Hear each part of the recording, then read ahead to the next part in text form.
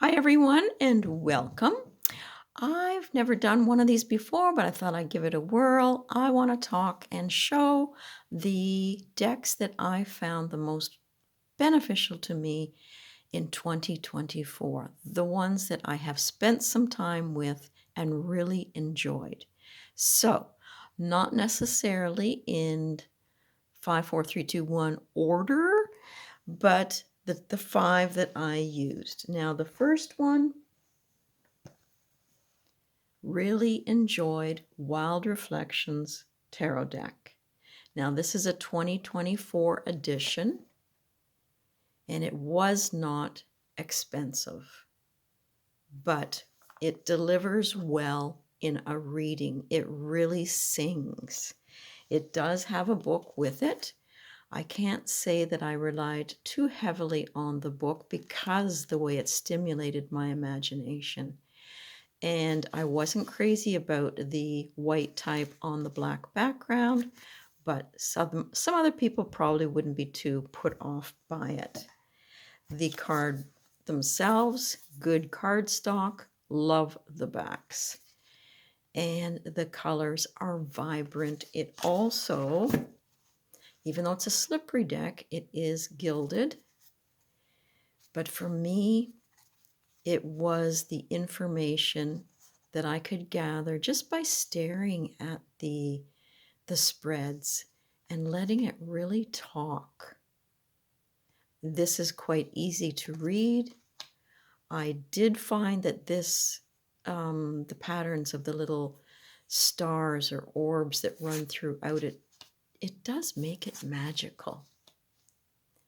It is very welcoming and very talkative. So that is one of my five. So I'll just set that one aside for a second and go on to another one, which is surprising for me because it's an oracle. So that is Dia de los Muertos Oracle. Love it, love it, love it. Now I go to this one for myself when I'm sitting at the altar and I'd like sort of that warm hug back with a little bit of information. And the book has quite a lot of information, but it just touches the heart. It's very soft, warm, and welcoming. And that was a 2023 edition. And I gotta say, the images have that warmth, but for me, it's reading, it's what the author wrote that really brings it home for me.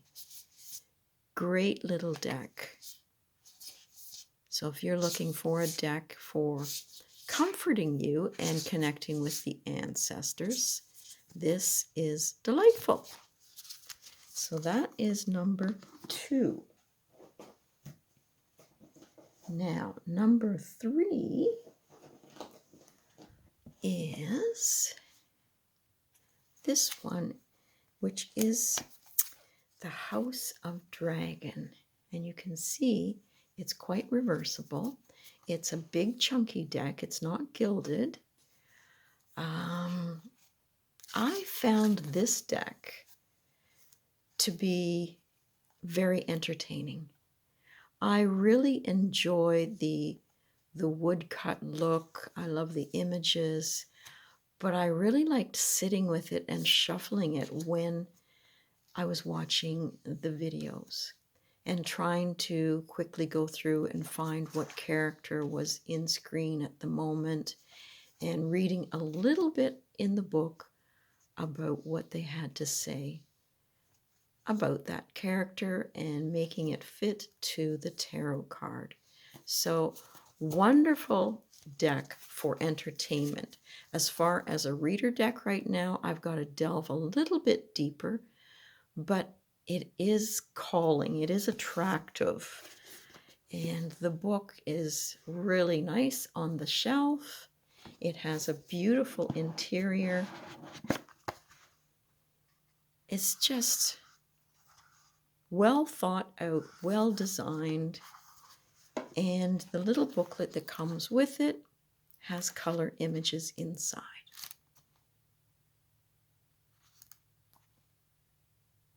So that was another one for me. I'll just pause for a second and grab another deck. Now my next deck, get that in focus a little bit better, there's the backs, another gilded one, and this is the Tarot of the Sorceress, following the Witch's Wheel of the Year, and there is the box cover. It was just 2022, I believe, when it came out, but I got it this year, and this one sits on my altar. You do get a little bit of a sheen in the light, but again, when it's on your altar and it's flat, you're not getting that. It is a deck that brings in crystals along with its magic. It brings in herbs. You can follow the moon cycles with it. It is fabulous. As I say, put it on my altar and I've been building. I liked how in the book it talked about laying the cards for your magical rituals in like a stairway as you're building the energy up. So I've actually gone into my second staircase with this, and I'll show you a little bit over on the altar. So here we are over at the altar, and there's the position of the cards I'm using in the staircase that it talks about. So you're building your energy, and it really does come together for a little bit of magic, a little bit of personal practice. I have the extra cards over here for when I ask a question on how to proceed. I do have my herbs that I've talked about. It allows you to bring in or encourages you. And some of the herbs end up on top of the cards with crystals. And it really is fun, fun, fun. So that's a little peek there. Okay, we'll get this to focus again. There we go. So the fifth one that I'm going to be showing you that I really enjoyed was the Gypsy Oracle cards. And getting the book finally that matches to this was a benefit. The cards, not so great a quality, but man, does it talk. When you lay these out and you see the images and the words, again, I don't think I used the book much, but it is nice, a lot of them are upside down, to have that to go back to. But very strong images. And I just found, I did a reading for Rose with these, and the things that she saw in the cards after we talked on the phone was really great, the insights that she could also bring. So this little deck wasn't expensive. The book wasn't expensive either, but it is delightful. And I'm trying to find here in my notes when it was printed. Oh, 2022. So really great deck for readings. And that's what it's all about for me. Other than that little bit of magic over there with that other deck. Now, as an extra here, I'm going to add in decks that I really want to work further with this year. And these are in no particular order either. But I did a review on the Witch's Runes that came from Artisan Tarot. And I found, that they had a lot to say too. I would still like to get the bigger book from the author, but these were quite fun. And I could see how it drags the intuition forward and brings an awful lot. So it does have a little booklet, but there is a bigger one apparently. And of course, you can always put your own stamp on the symbols that you find in the deck. So that's one I want to work with a whole lot more. Then I want to work more with the Tarot of the Vampires, because I haven't had a chance. Everything else gets in the way. It's got a gorgeous box. I did a review on this. And the booklet, full color, up close, simply gorgeous. And maybe it could be used for more than just Halloween. You know, there's so much more. The images in this are sort of reminding me of We Spell in that it's dragging my intuition forward. It wants to tell a story and invite you in. Just got to spend some time with it. I love the drama, the colors, the vibrancy. It's got a lot to offer. Now, this one is not gilded or anything, and it is a little slippery. So, hang tight and we'll go on to the next one. This one is the Mythologia Fennica Tarot. And I haven't watched a lot of reviews on it. The stories are going to take some time for me to really sit and indulge. The light's a little bright there. I'll go fix that lighting for us for a second. Okay, hopefully that balances things out. But there is a glare to the pages of this book. I just think that if I give it a chance, it will speak too. So it comes in a nice big box, hardcover box. And the cards are gilded on these. And that's not important to me, but awfully pretty. Now let's see. These, as I say, you really have to sit with and look. And it might mean for me reading the book a few times and getting a feel for it so that I can let my mind sort of wander in it and have a good time. It's nature. I don't have a lot of nature decks. I don't know why, because I like spending time in nature. But this one in particular, you know, I think I could sit with that for a long time, even in the reflections in the background, and really enjoy that, because it is a really good cardstock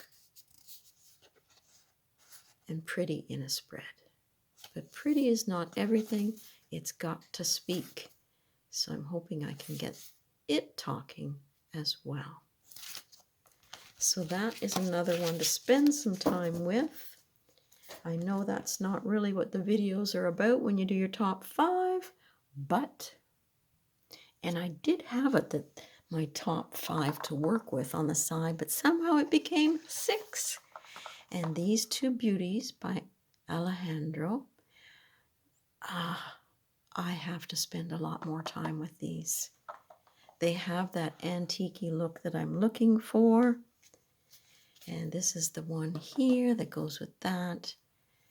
And it's just screaming for me to get to work with it.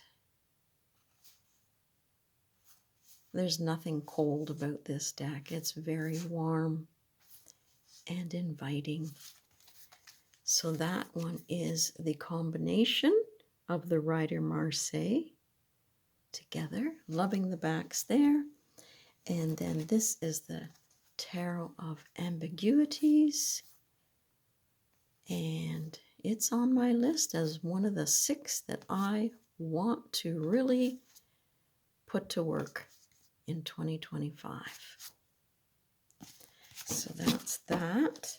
And then the last one, I'll have to take you upstairs to another area because I currently have all the cards to this baby in use. And I'm doing it in a Lenormand spread, and I did a video on that, but I thought I'll just take you up and show you how the spread is looking.